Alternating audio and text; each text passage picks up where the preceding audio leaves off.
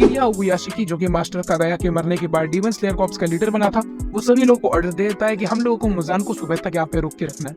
मतलब कोई भी अपर मून लोअर मून जो देखा है, मुजान की ताकत उन सभी से कई ज्यादा है। ट्रैप के जरिए मुजान में अपना एक पोजन इंजेक्ट कर दिया था। मुजान जान चुका था कि वो तो मतलब मरेगा ही मरेगा, तो वो अपना आखिरी प्लान यूज करता है। तो अब फाइनली पहुंच चुके हैं डीमन स्लेयर के फिनाले सीजन पर, जहाँ पे मुजान का दी एंड होने वाला है। पर अगर आपने इसके पहले के सीजन नहीं देखे हैं तो पहले वो देख लो। एंड इन्फिनिटी कैसल आर्क जो अभी तक नहीं आया है एनिमेटेड, उसका मांगा है सिर्फ, उसको मैंने पूरा 10 मिनट में एक्सप्लेन किया हुआ है। ये वाले वीडियो को क्लिक करो और पूरा जो सीजन है वो कंप्लीट कर लो। ओके, तो आखिर मुजान को मारता कौन है? पहले ही बता दूं, तांजीरो नहीं मारता है भाई। बट फिर कौन मारता है? एक्चुअली कोई एक आदमी नहीं मारता है मुजान को, टीम वर्क लगता है पूरा। बट फाइनल ब्लो किसने मारा था एंड आखिर मुजान जैसा अनडिफिटेबल डीमन मारा कैसे गया? So let's unwrap this. चल यहाँ तक आई एम अज्यूमिंग कि आपने इन्फिनिटी कैसल आर्क तक पूरा समझ लिया है, जो भी इस एनिमे में दिखाया गया है। और नहीं समझा तो भाई जाओ समझ लो। वेल, पिछले वीडियो में मैंने बोला था कि नाकिमे से लड़ते हुए ओबनाई एंड मित्सुरी मर जाते हैं। इस फाइट में मतलब ओबनाई एंड मित्सुरी दोनों की डेथ हो जाती है। ऐसा नहीं होता है भाई, मैंने थोड़ा गलत बोल दिया था, तो उसके लिए सॉरी। ओबनाई एंड मित्सुरी दोनों जिंदा है। तो अब यहाँ से शुरू करने वाला हूँ। उससे पहले कि भाई बहुत थैंक यू, पिछले वीडियो में मतलब बहुत ही अच्छा सपोर्ट आया और काफ़ी व्यूज़ आए। एक्चुअली वो वाली वीडियो मेरी इस पूरे चैनल की मोस्ट व्यूड वीडियो है। तो वेल, सनराइज काउंटडाउन आर्क शुरू होता है वहाँ से जहाँ से सारे अपर मून डीमंस मर जाते हैं और पूरा इन्फिनिटी कैसल टूट फूट जाता है। और उसके बाद मुजान की होती है एंट्री। अब ये सारे हाशिरास मतलब जो कि जिंदा है, और तांजीरो, इनोस्के, ज़ेनित्सु और कानाओ सब लोग रेडी होते हैं मुजान से लड़ने के लिए। किरिया ओबुयाशी जो कि मास्टर कागाया के मरने के बाद डीमन स्लेयर कॉर्प्स का लीडर बना था, वो सभी लोगों को ऑर्डर देता है कि हम लोगों को मुजान को सुबह तक यहाँ पे रोक के रखना है। ऐसा इसीलिए क्योंकि आपको पता ही होगा मुजान को मारा नहीं जा सकता। मतलब कोई भी स्वॉर्ड से नहीं मारा जा सकता। शायद आप नीचरीन ले लो या पिचरीन ले लो, आप मुजान का गला नहीं काट सकते। और अगर काट भी गया तो मतलब वो मतलब रिजनरेट कर लेगा, बट मरेगा नहीं। बट ऑफकोर्स वो इमॉर्टल नहीं है, सूरज की रोशनी में आकर वो भी मर ही जाएगा। मतलब आपको तो पता ही होगा ना कि डीमंस लोग जो है सूरज के साथ आंख में चुली खेलते रहते हैं। हाँ, क्योंकि अगर एक बार सूरज ने धप्पा कर दिया तो डीमन जिंदा नहीं बचेगा। तो मोटा मोटी अब ये समझो कि मुजान को इस रात से लेकर सुबह की धूप निकलने तक रोक कर रखना है सारे हाशिरास और अपने सारे हीरोज को। अब ये फाइट थोड़ी लंबी है और वीडियो भी थोड़ा लंबा हो सकता है मतलब ऑर्डिनरी वीडियो से, क्योंकि इसमें मैं बहुत ज्यादा डिटेल में समझाऊंगा सब कुछ। और हो सकता है कि वीडियो मतलब आने में बहुत डिले भी हो जाए, मतलब कि इसमें मैं कोई कसर नहीं छोड़ना चाहता। इसीलिए चाहे एक हफ्ता लगे, एक महीना लगे या एक साल, मुझे क्वालिटी में कॉम्प्रोमाइज नहीं करना है। सो बिना किसी बकवास के इंट्रो लगाते हैं और शुरू करते हैं फाइट एक्सप्लेनेशन।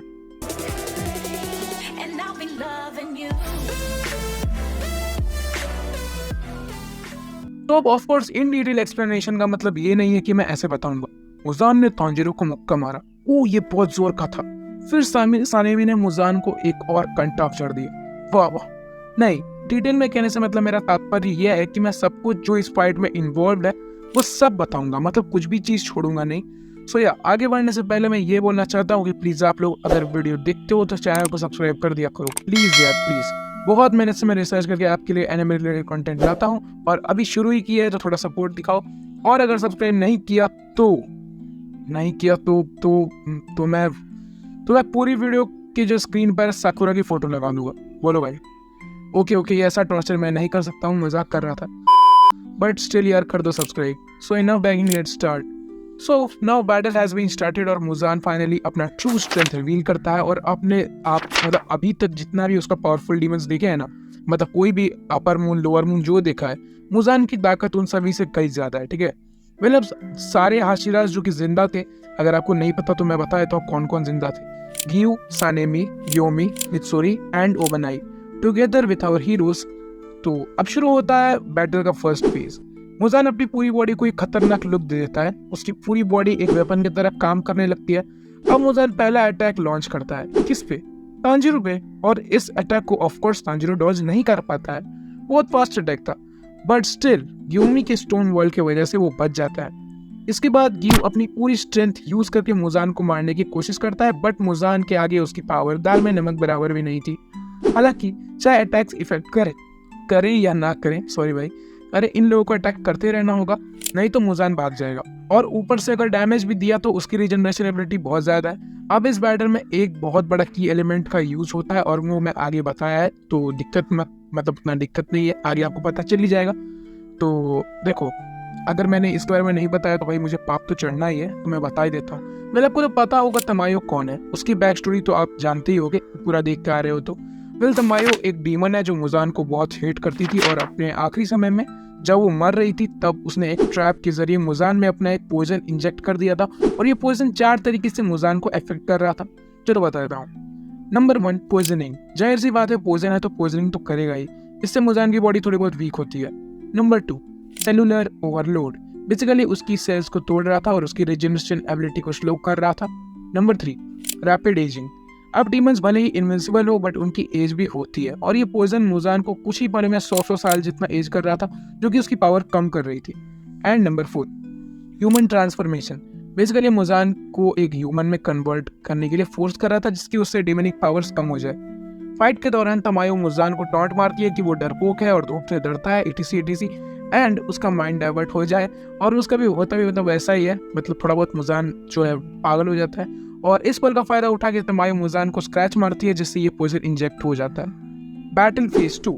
अब जैसे ये हो रहा था तब सारे हाशिरा सोचते हैं कि अब मुजान वीक है और यही टाइम है अटैक करने का, ऐसा मौका मतलब फिर नहीं मिलेगा।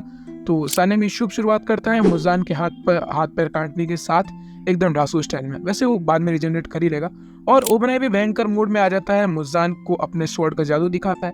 वेल ओबनाई बेस्ट स्वॉर्ड फाइटर है सारे हाशिरास में, ये मेरी सब्जेक्टिव थिंकिंग है। बाकी तांजीरो, मित्सुरी एंड गियो भी जम के मतलब मुजान पे अटैक्स लॉन्च करते हैं, और यहाँ पे देखने को मिलता है हम लोग को तांजीरो और यूची का एक और कॉमन एबिलिटी, जिसको तांजीरो यूज करता है, हिनोका मिकाकुरा 13th फॉर्म।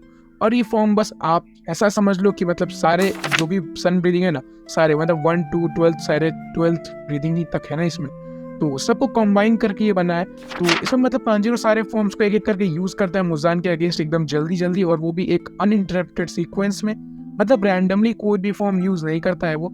अब इस अटैक से मुजान को मतलब मुजान की जो है रीजनरेशन कम हो जाती है, मतलब सन ब्रीदिंग है तो ऑफकोर्स कम तो होना ही है, और यहाँ से तांजीरो की ट्रांसपेरेंट वर्ल्ड एबिलिटी भी ओपन होती है, और वो मुजान की बॉडी के अंदर देख पाता है। उसके अंदर लिटरली 5 ब्रेन्स और 7 हार्ट्स थे, मतलब 5 दिमाग और 7 दिल।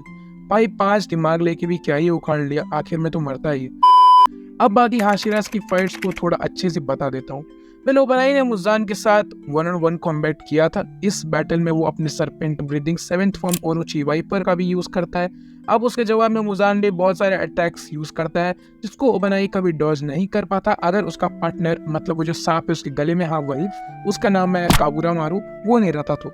और काबुरा मारू ओबनाई को हेल्प करता है मुजान के अटैक को डॉज करने के लिए। वेल ओबनाई की आई साइट बहुत कमजोर है, तो बिना हेल्प के शायद वो अटैक से नहीं बच पाता। अब सानेमी हो गया, गियू हो गया, और ओबनाई भी। अब बारी है मित्सुरी की। वेल मित्सुरी भी अपने लव ब्रीदिंग का यूज करती है, मेनली 2 अटैक्स यूज करती है, पहला स्विंग लव और दूसरा वाइल्ड क्लॉ। और ऑल्दो अपने मसल स्ट्रेंथ का भी बहुत अच्छे से यूज करती है, हाउएवर मुजान पर उसकी ये स्ट्रेंथ भी ज्यादा कुछ इफेक्ट दिखा नहीं रही थी। मित्सुरी ओवरऑल अपने कॉमरेड्स का हौसला भी बढ़ा रही थी इस बैटल में। Now let's move on the strongest Hashira, Gyomei. तो मैंने बोला था ना कि हु किल्स मुजान। वेल देखो, मुजान को अल्टीमेटली सनलाइट नहीं मारा था, क्योंकि और कोई मार भी नहीं सकता, बट अगर बात करें फाइनल ब्लो की तो हाँ, वो फाइनल ब्लो ग्योमी का ही था। ओवरऑल भी इस बैटल में ग्योमी का बहुत बड़ा हाथ था, ऐसे भी उसका हाथ बहुत बड़ा है, और इस बैटल में भी था। सॉरी फॉर बेकार जोक, मगर क्यों? ग्योमी मेनली इस बैटल में 3 चीजों का भर के यूज करता है। फर्स्ट, उसका मसल पावर, सेकंड उसकी यूनिक वेपन जो मतलब देख ही सकते हो, और तीसरा मतलब जो है उसकी ब्रीदिंग, मतलब उसकी ब्रीदिंग भी बहुत ही खतरनाक है।